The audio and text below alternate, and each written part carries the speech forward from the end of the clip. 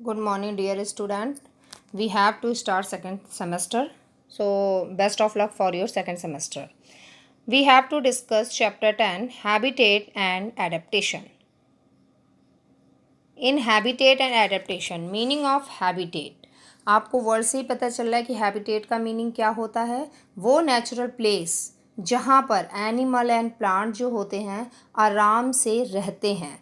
Human beings के लिए तो होम वगैरह हमने बना रखा है, उनको बोल देते हैं होम, लेकिन नेचुरल प्लेस जो गॉड ने दे रखा है जहाँ पर वो अपने फूड की प्रॉपर अरेंजमेंट करते हैं, ब्रीडिंग की प्रॉपर अरेंजमेंट करते हैं, तो इस जगह को हम बोलते हैं हैबिटेट।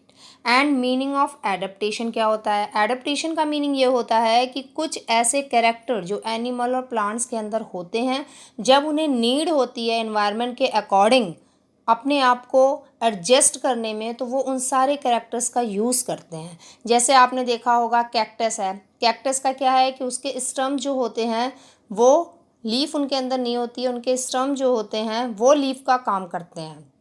वो अपने अंदर बहुत ही ज़्यादा वाटर को स्टोर करके रखते हैं, जिससे उनको प्रॉब्लम नहीं होती है। तो ये एक कैरेक्टर है डेजर्ट में पाए जाने वाले एनिमल्स में, इसको हम बोलेंगे ये इनका एक एडेप्टेशन कैरेक्टर है, जो क्या करता है, इनको हेल्प करता है उस इन्वायरमेंट में सर्वाइव करने के लिए।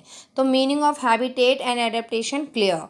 नेक्स्ट आता है, यहाँ पे आप देखिए कुछ पिक्चर्स हैं जिसमें इन्होंने पूछा है कि ये अपने हैबिटेट के अकॉर्डिंग है कि नहीं है।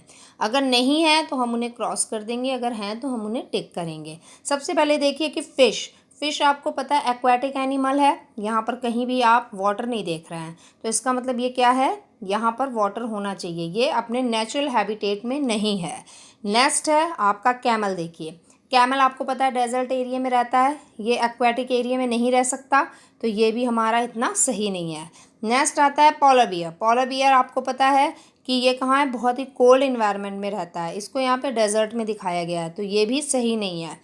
अब आते हैं एलिफेंट। एलिफेंट भी नॉर्मल इन्वायरमेंट में रहता है, ये इतने कोल्ड इन्वायरमेंट में नहीं रहता है। तो अगर मैं देखूं, अगर हम देखें तो ये सारे के सारे जो पिक्चर्स बने हुए हैं, इनमें कोई भी एनिमल अपने नेचुरल हैबिटेट में नहीं है।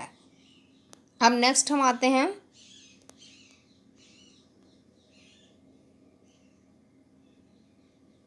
Meaning of habitat.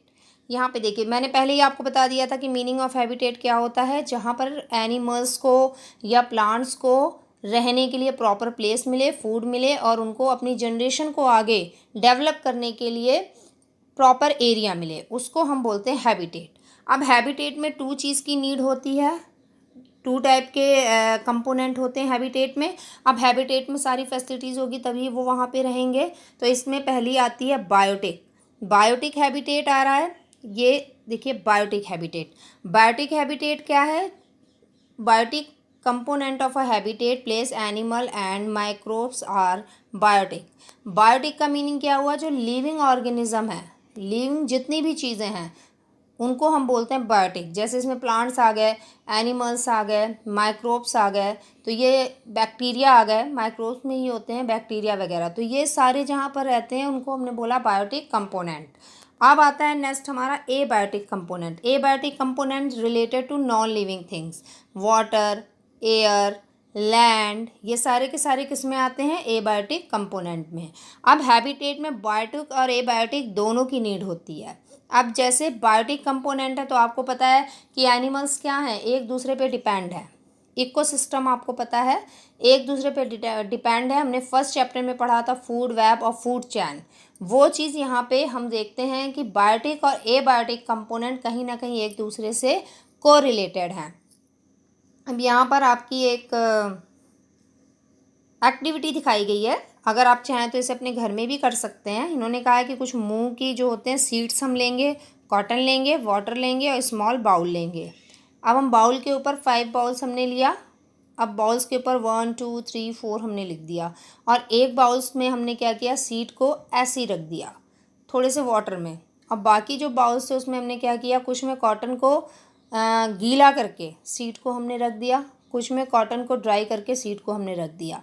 अब हम अगर कुछ दिनों के बाद देखें, कुछ दिनों क्या 24 आवर्स में देखेंगे, तो प्रॉपर सीड हमें क्या मिलेगी, फूली हुई मिलेगी, डेवलप मिलेगी। उसके जो हैं आप देखेंगे तो वाइट कॉटलॉन को कट करके या ब्रेक करके सीड जो होगी डेवलप की फॉर्म में भी आ जाती है। वाइट वाइट आपने देखे होंगे, अगर आप घर में चने वगैरह भिगोते हैं तो नीचे के साइड से वो क्या होता है, वाइट एक सब्सटेंस निकलता है जो क्या करता है, ये दिखाता है कि सीड को अगर हम लैंड में डाल दें या मिट्टी के अंदर दबा दें तो इससे एक प्लांट्स डेवलप हो जाएगा। तो ये जो चीज़ है ये एग्जाम्पल है कि बायोटिक नॉन बायोटिक या बायोटिक एबायोटिक पे डिपेंड है। अब लीव सीड जो थी वो एक हम कह सकते हैं बायोटिक है, और जो वाटर है एबायोटिक है। अब मैंने दोनों को एक दूसरे के साथ रखा तो सीड क्या हुई, डेवलप की फॉर्म में आ गई। तो ये हमारा क्या है, ये बताता है कि बायोटिक और एबायोटिक एक दूसरे से कोरिलेटेड हैं।